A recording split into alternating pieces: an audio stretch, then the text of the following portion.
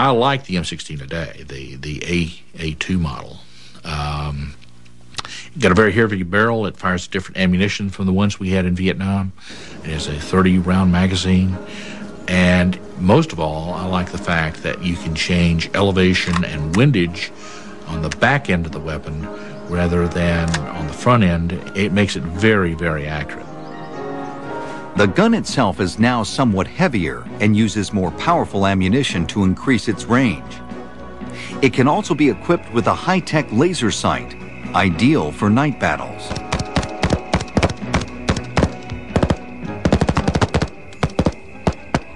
In the future, the M16 assault rifle may be the heart of an even more high-tech fighter, the land warrior.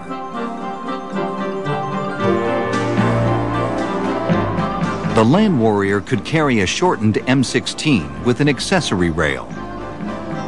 Depending on need, a soldier can pop on a thermal scope to spot enemies through their own body heat, get a bead on them with a night vision scope, and target them precisely with a laser rangefinder.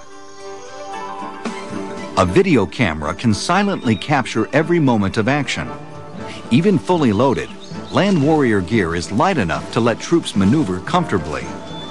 The Land Warrior system will make an unprecedented amount of vital information instantaneously available, not only to soldiers in the field, but to their commanders, perhaps many miles away.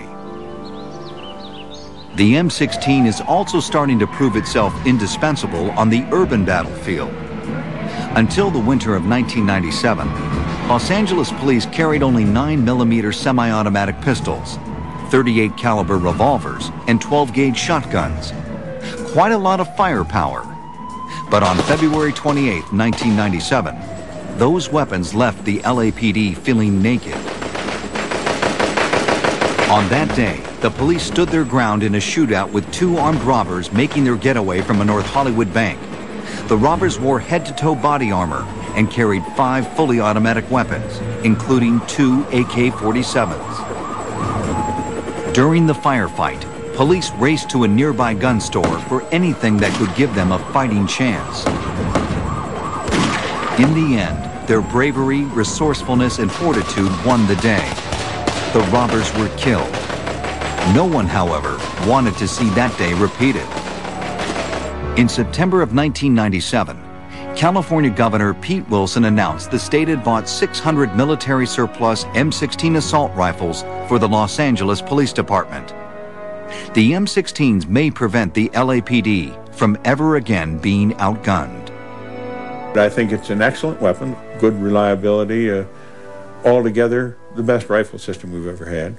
There may be something out there that I don't know about, but so far as I know, there's nothing on the horizon that would justify a change. The bottom line is everybody tried it. Everybody, without exception, liked it. Everybody uses it. The only people who use AK-47s, which are basically, surplus on the market, are revolutionaries who can't afford an M16.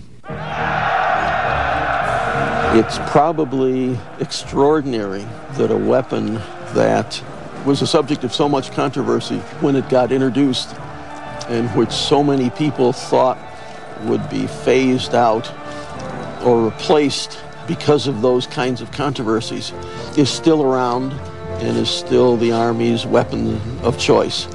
And that's a tribute to something. Maybe it's a tribute to Gene Stoner. Maybe it's a tribute to the Army's flexibility in coming to understand this was indeed the weapon of the future.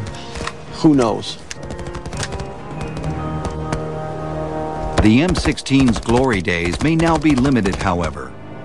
In April 1998, the Marine Corps announced it is spending $8.5 million to develop the Objective Individual Combat Weapon.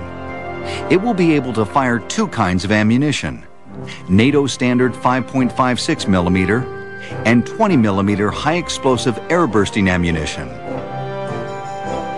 Will it truly be the ultimate infantry weapon? Perhaps.